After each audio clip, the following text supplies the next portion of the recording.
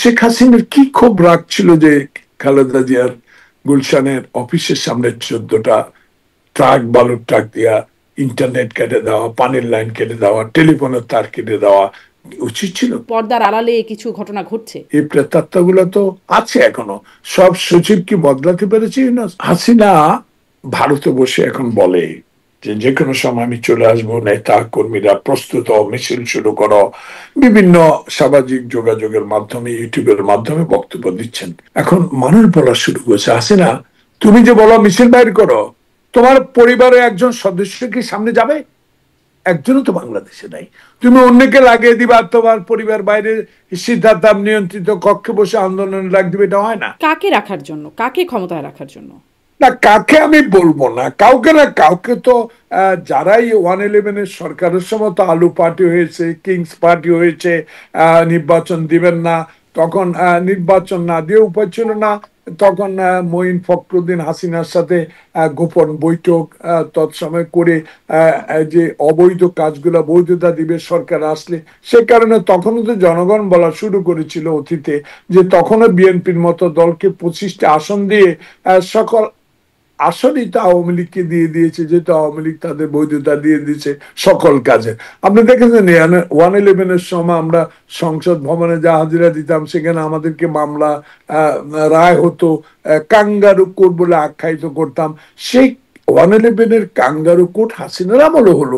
সে খায়রুল নাম যে মানিক, কালা মানিক, যারা বিচারপতি হয়ে বাংলাদেশে অবিচার করেছে, সে বিষয়গুলো কারণেই তো আজকে হাসিনা নাই।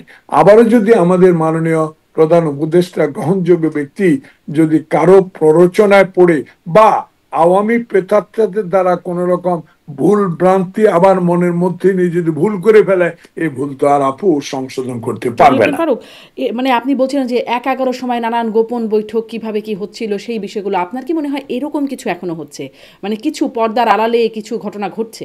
দেখুন, আমি তো আগে বলেছি, it is not the views of my party, it is my self, আমার ব্যক্তিগত সমালোচনা, আমার ব্যক্তিগত অভিমত, এইটুকু। আমার আমাদের সবচেয়ে ত্যাগী নেতা একজন আছে, যিনি আমাদের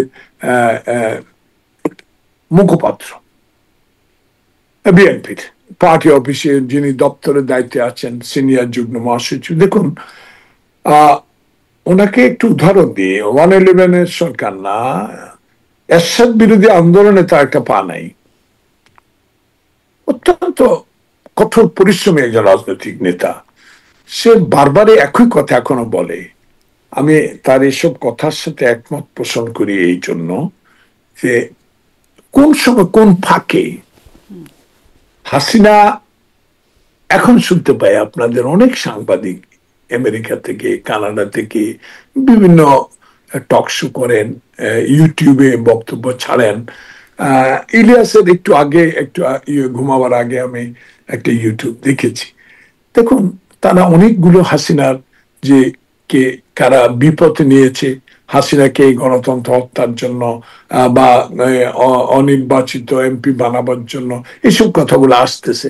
দেখুন, একটা উদাহরণ আপু আপনাকে দিই, যে হাসিনা ভারতে বসে এখন বলে যে যে কোনো সময় আমি চলে আসবো, নেতা কর্মীরা প্রস্তুত, মিছিল শুরু করো। বিভিন্ন সামাজিক যোগাযোগের মাধ্যমে, ইউটিউবের মাধ্যমে বক্তব্য দিচ্ছেন।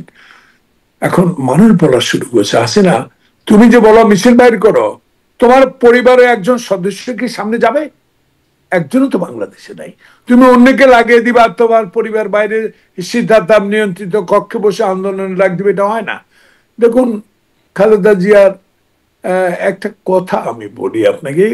আমি আমি খুব তখন সিপে উঠছিলাম, আমার খুব কষ্ট লাগছে। আমি যখন খালেদা জিকে বাড়ি থেকে বের করে দিচ্ছিল, তখন আমি